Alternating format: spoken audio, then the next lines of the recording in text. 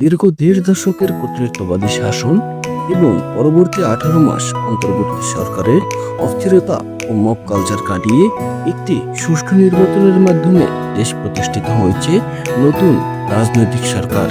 দায়িত্ব গ্রহণের পর ২ সপ্তাহেই মাননীয় প্রধানমন্ত্রী তারেক রহমানের বেশ কিছু সাহসী জনমুখী উদ্যোগ সাধারণ মানুষের মধ্যে ব্যাপক উৎসাহ ও স্বস্তি সৃষ্টি করেছে। বিভিন্ন শ্রেণী পেশার মানুষের প্রতিক্রিয়া থেকে উঠে এসেছে নতুন বাংলাদেশের এক আশাব্যঞ্জক চিত্র।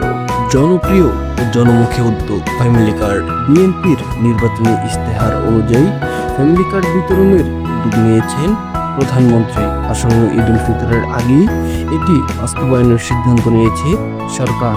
আগামী ১০ মার্চ বগুড়ায় আনুষ্ঠানিকভাবে এই কার্যক্রম শুরু হবে। অর্থনীতিতে গতি সঞ্চার।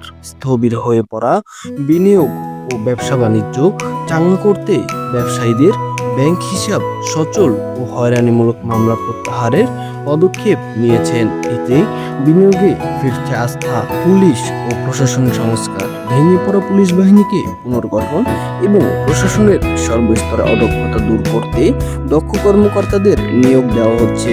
সংশ্লিষ্টরা জানান, বিগত সরকারের অদক্ষতা ও সমন্বয়হীনতার কারণে প্রশাসনের শীর্ষস্তর থেকে উপজেলা পর্যায় পর্যন্ত বিশৃঙ্খলা ছড়িয়ে পড়েছিল।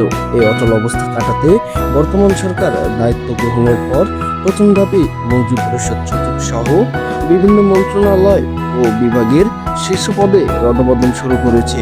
মাননীয় প্রধানমন্ত্রীর প্রটোকলবিহীন জীবন।